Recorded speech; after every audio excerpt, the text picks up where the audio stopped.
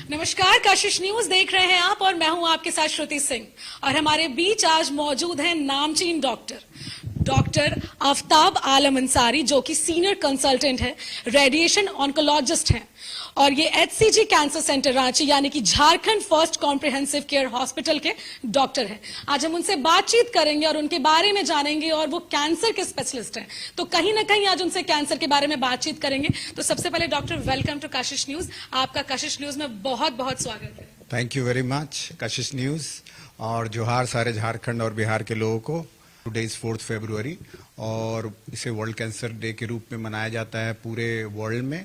इसमें पर्पस यही होता है कि कैंसर से रिलेटेड जो चीज़ें हैं, चाहे वो प्रिवेंशन हो, अवेयरनेस हो, ट्रीटमेंट हो, रिहैबिलिटेशन हो, इससे जुड़े जितने एस्पेक्ट हैं इसके बारे में लोगों को अवेयर किया जाए।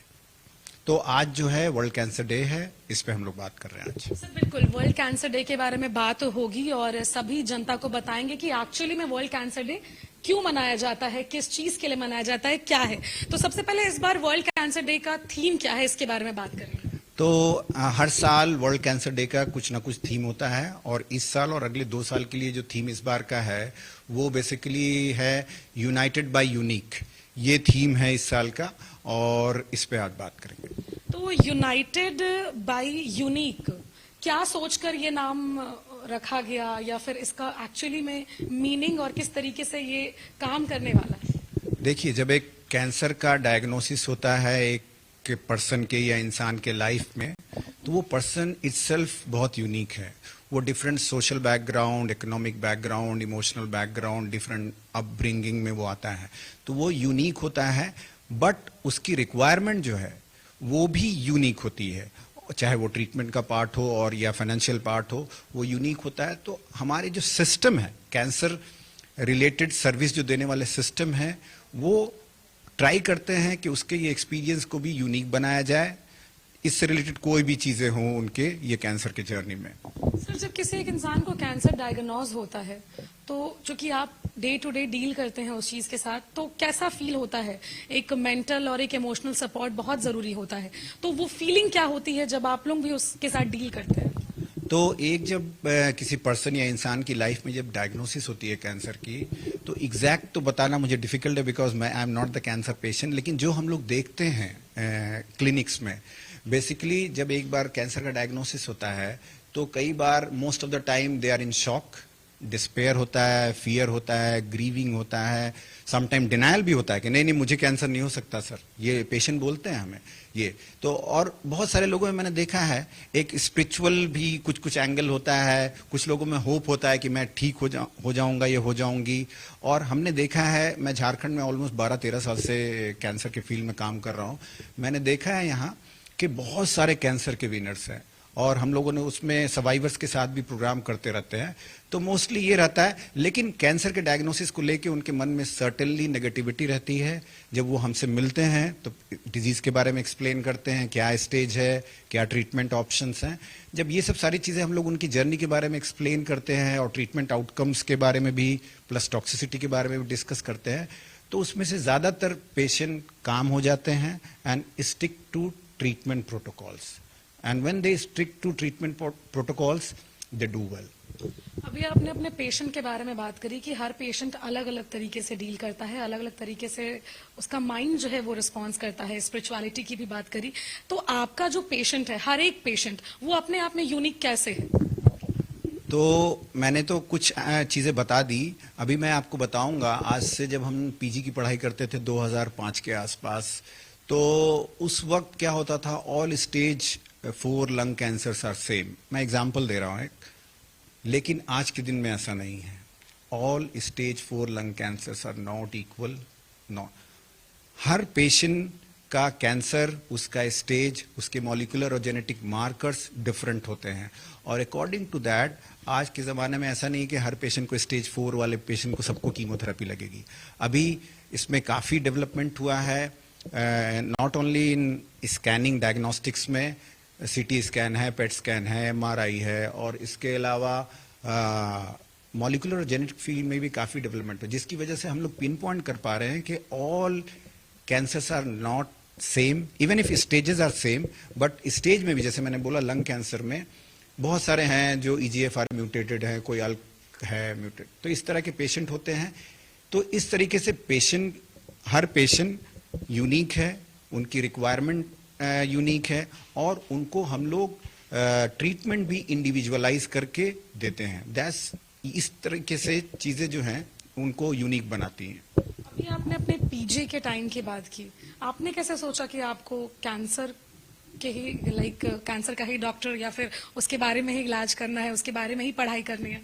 तो जब मैं पीजी का एग्जाम दिया तो जो हमारा रैंक आया उसके बाद मैं ऑप्शंस एक्सप्लोर कर रहा था। अनफॉर्चुनेटली या फॉर्चुनेटली अभी कह ले, अंडर ग्रेजुएट यानी एमबीबीएस के लेवल पे हमारे वक्त में, एटलीस्ट अभी की बात नहीं मैं कह सकता, लेकिन हमारे वक्त में कैंसर का जो सेंसिटाइजेशन था चैप्टर्स को लेके, और उसमें जो कैंसर के चैप्टर्स होते थे हमारे बुक्स में, यूजुअली उस पर ध्यान नहीं दिया जाता था। बट जब मैंने एमबीबीएस कर लिया और एक दो ऑन्कोलॉजिस्ट से मैं मिला था पटना में उस वक्त, तो उन लोगों ने बोला कि अगर ये मिलता है, जब उस रैंक पे मैंने बात की कि क्या क्या ऑप्शंस हो सकते हैं, तो रेडिएशन ऑन्कोलॉजी का एक ऑप्शन आया। और जब मुझे लगा तो और लोगों ने बताया ये अपकमिंग ब्रांच है, दैट वाज इन 2004। तो एक दो लोगों ने इन्फ्लुएंस किया, मेरे सीनियर भी उसमें एक हैं जो रेडियोलॉजिस्ट हैं पटना में, उन्होंने भी इन्फ्लुएंस किया और मैंने ये ऑप्ट किया। बिल्कुल। तो अभी अभी आप सुन रहे हैं कि डॉक्टर अपनी जर्नी बता रहे हैं। ब्रेक के बाद हम जो पेशेंट होते हैं, जो कैंसर से डायग्नोज होते हैं, उनकी जर्नी के बारे में बात करेंगे। फिलहाल वक्त तो चला एक छोटे से ब्रेक का, आप बने रहिए मेरे साथ।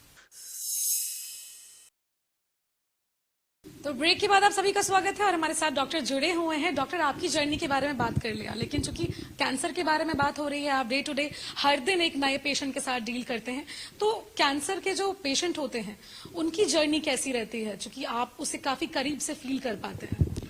तो जैसा मैंने बताया, हम लोग क्या है, most of us when we try to see patients, हम लोग एक्चुअली हम लोग पेशेंट ट्रीट करते हैं, और हम सारे सिस्टम की मैं बात कर रहा हूं जो कैंसर केयर प्रोवाइडर्स हैं इंक्लूडिंग डॉक्टर्स, हम लोग इनको एज ए पेशेंट देखते, एज ए नंबर्स देखते। हम लोग कई बार बात करते हैं कि इतने परसेंट ऑफ पेशेंट ठीक हो गए, इतने परसेंट ऑफ पेशेंट को वापस बीमारी आ गई। तो for most of us this is how I mean things are going on. हम लोग एक नंबर एक ये देखते हैं, बट हमें उसके बियॉन्ड देखना है। और उनकी कैंसर जो जर्नी होती है, एक पर्सन है वो पीछे, एक इंसान है, उसके अपनी समझ है, सोच है, इमोशनल बैकग्राउंड है, सोशल बैकग्राउंड है। तो वो सारा असेसमेंट हमें करना पड़ता है initially. Where are you coming from, even कहाँ से आप आए हो, कितने किलोमीटर दूर हो आप हमारे सेंटर से, वो भी इंपॉर्टेंट रोल प्ले करता है एक अच्छा कैंसर केयर देने में। तो हम लोग देखते हैं मोस्टली, अभी मोस्टली हमारे जो हॉस्पिटल में आते हैं उसमें रिच एंड बिग भी आते हैं और पुअर से पुअर भी आते हैं, but we have to balance our approach to give them their best treatment. कई बार जो लोअर सोशियो इकोनॉमिक से होते हैं वो चीज़ों को बहुत अच्छी तरीके से नहीं समझ पाते, बट 70 to 80% लोग स्टिल समझते हैं अगर हम ठीक से एक्सप्लेन करते हैं। और वो जैसा मैंने पहले बताया भी कि वो इसको स्टिक करते हैं। कैंसर जर्नी में यूजुअली क्या होता है, नॉर्मली जो ट्रीटमेंट के ऑप्शंस हैं वो सर्जरी, रेडिएशन और कीमोथेरेपी है। यूजुअली ये तीन का कॉम्बिनेशन रहता है। इसके अलावा टारगेटेड थेरेपी, इसके अलावा अदर सपोर्टिव केयर है, फिजियोथेरेपी, रिहैबिलिटेशन, और ये सब भी हमें ध्यान रखना पड़ता है। क्योंकि कई बार जैसे यंग लोग आते हैं हमारे पास, वो बैंक में काम करते हैं, उनको टंग का कैंसर हो जाता है, तो हम लोग देखते हैं कई टीचर भी होते हैं कई बार, अब उनके सर्जरी हो जाती टंग की, तो उनको स्पीच और स्वॉलोइंग में ये सब दिक्कत आती है, तो दे स्ट्रगल।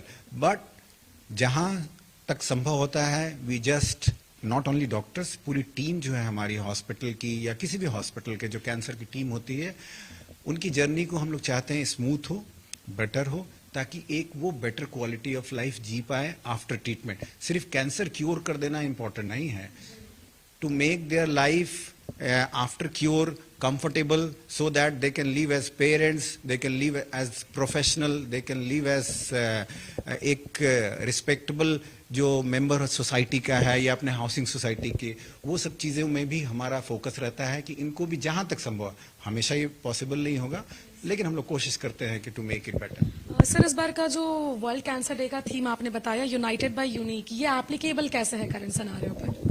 तो मैंने बताया कि मोस्टली जो हम लोग अभी बात करते हैं, normally we are too much engrossed और फोकस्ड रिगार्डिंग द डिजीज, और उसमें कई बार ये भूल जाते हैं कि एक इसके पीछे एक इंसान है। हम लोग बस डिजीज देखते हैं, ये इस चीज का कैंसर है, लंग का कैंसर है, इसमें ये ट्रीटमेंट होना है, ऐसे होना है, वैसे होना है, इस तरह की सारी बातें हम लोग करते हैं।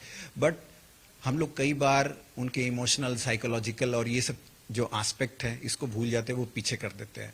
तो मैं जैसा बोला अभी, ये सब सारे फैक्टर को भी हमें ध्यान में रखना है वाइल टेकिंग केयर और वाइल ट्रीटिंग द पेशेंट। जब ये हम करते हैं तो ये एक्चुअली कॉम्प्रिहेंसिव कैंसर केयर कहा जाएगा। Only just to do surgery or chemotherapy or radiotherapy doesn't make it comprehensive. Once you start taking care of your patients in a wholesome, totality में एक इंसान की तरह उसको देख के आप जब ट्रीट करोगे, सारे एंगल से उसको कोशिश, बहुत चैलेंजिंग है ये चीजों को करना।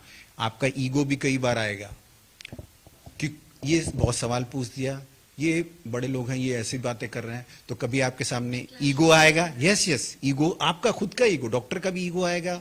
सम टाइम फाइनेंशियल चैलेंजेस आएंगे।